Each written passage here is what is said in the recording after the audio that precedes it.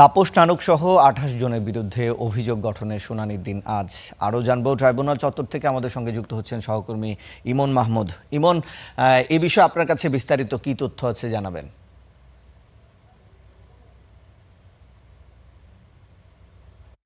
কিষাণ জুলাই আন্দোলন চলাকালে রাজধানীর মোহাম্মদপুরে ৯ জন আন্দোলনকারীকে গুলি করে হত্যা করা হয়।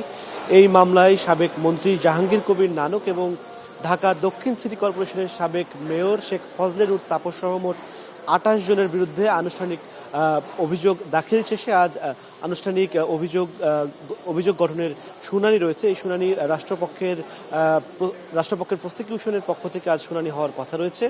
রাষ্ট্রপক্ষের শুনানি শেষ হলেই মূলত আসামি পক্ষের শুনানি হওয়ার কথা রয়েছে। এর আগে ১৮ জানুয়ারি এই মামলার আনুষ্ঠানিক অভিযোগ দাখিল করেছিল প্রসিকিউশন। এরপরেই মূলত এই অভিযোগটি আমলে নিয়েছিল ট্রাইব্যুনাল এবং এরপর যারা এই মামলাতে পলাতক রয়েছেন ২৪ আসামি, তাদের বিরুদ্ধে গ্রেপ্তারি পরোয়ানা জারি করা হয়েছিল এবং এই মামলায় যে ৪ জন আসামি গ্রেপ্তার রয়েছে তাদেরকে ইতোমধ্যে আন্তর্জাতিক অপরাধ ট্রাইব্যুনালে হাজির করা হয়েছে। এছাড়া জুলাই অভ্যুত্থানের আরেকটি মামলা, সেটি জুলাই গণ আন্দোলন চলাকালে কারফিউ জারি করে হত্যাকাণ্ডের পরিকল্পনা, উস্কানি এবং প্ররোচনার মামলায় সাবেক প্রধানমন্ত্রীর উপদেষ্টা সালমান এফ রহমান এবং সাবেক মন্ত্রী আনিসুল হকের বিরুদ্ধে আজ সাক্ষ্য গ্রহণ হওয়ার কথা রয়েছে। এর আগে এই মামলাতে মোট ৬ জন সাক্ষী সাক্ষ্য দিয়েছিলেন এবং আজকে সপ্তম সাক্ষীর সাক্ষ্য গ্রহণের কথা রয়েছে। এছাড়া জুলাই আন্দোলনের আরেকটি মামলা, যেটি রামপুরাতে আন্দোলন চলাকালে ২৮ জনকে গুলি করে হত্যা করা হয়েছিল, সেই মামলায় সাবেক বিজিবি কর্মকর্তা রেদওয়ানুল ইসলাম এবং সাবেক বিজিবি কর্মকর্তা রাফাত বিন আলম সহ মোট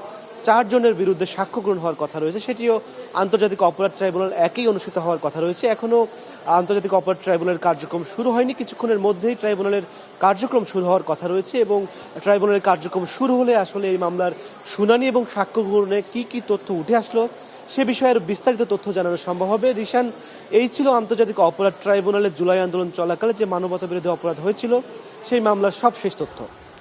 ইমন, আপনাকে ধন্যবাদ।